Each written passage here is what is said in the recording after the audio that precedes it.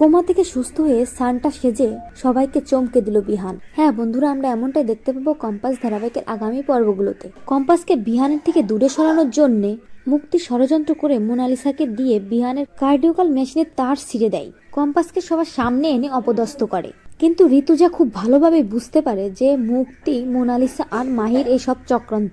ঋতুজা আচ্ছা করে মুক্তিকে যোগ্য জবাব দিয়ে মুক্তির মুখে একেবারে ঝামা ঘষে দেয়। এমনকি ঋতুজা মোনালিসাকেও বুঝিয়ে দেয় যে বিহান শুধু কম্পাসকেই ভালোবাসে। বিহানের জীবনে মোনালিসার কোনো জায়গা নেই। ঋতুজার কথাগুলোতে মোনালিসা অনেক রেগে গিয়ে বাড়ি চলে যায়। মোনালিসা নিজেকে শেষ করে দেওয়ার চেষ্টা করে, আর অভিজ্ঞান দত্ত বলে আমার নাতনির চোখের জলের মূল্য ওই ঋতুজাকে দিতেই হবে। অন্যদিকে ঋতুজা কম্পাসকে বলে যেভাবে হোক প্রমাণ আমাদেরকে জোগাড় করতেই হবে। ঋতুজা কাঁদতে কাঁদতে বলে প্রত্যেক বছর ক্রিসমাসের দিন আমার বিহান সান্টা সেজে সবাইকে অনেক উপহার দিত, আর আজকের দিনে ওকে না নিজেই শুয়ে আছে।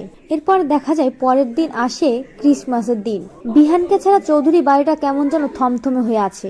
ঋতুজা বলে আমার বিহানটা সুস্থ থাকলে পুরো বাড়িটা মাতিয়ে রাখতো। এরপর বিহান সান্টা সেজে সান্টার গান করতে করতে সকলের সামনে আসে। সান্টার রূপে বিহানকে দেখে সবাই চমকে ওঠে। আমার বিহান, সুস্থ হয়ে গেছিস বাবা? বিহান বলে হ্যাঁ মা, কম্পাস তার সেবা যত্ন দিয়ে আমাকে সুস্থ করে তুলেছে। কয়েকদিন আগে আমার জ্ঞান ফিরে এসেছে, আর সেটা শুধুমাত্র কম্পাস জানতো। আমি কম্পাসকে বারণ করেছিলাম কাউকে কিছু না জানাতে, সকলকে সারপ্রাইজ দেওয়ার জন্য। আর কে বা কারা আমার ঘরে গিয়ে কার্ডিওকাল মেশিনে তার কেটে দিয়েছিল সেটা আমি খুব ভালো করেই জানি।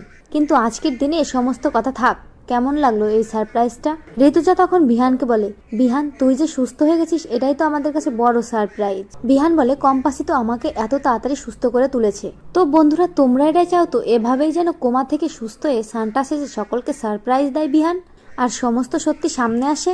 তাহলে সেটাতেই তোমাদের ঠিক কেমন লাগবে কমেন্ট করে জানাও। আর চ্যানেল নতুন অবশ্যই দয়া করে চ্যানেলটি সাবস্ক্রাইব করো। সকলকে ধন্যবাদ সম্পূর্ণ ভিডিওটি দেখার জন্য।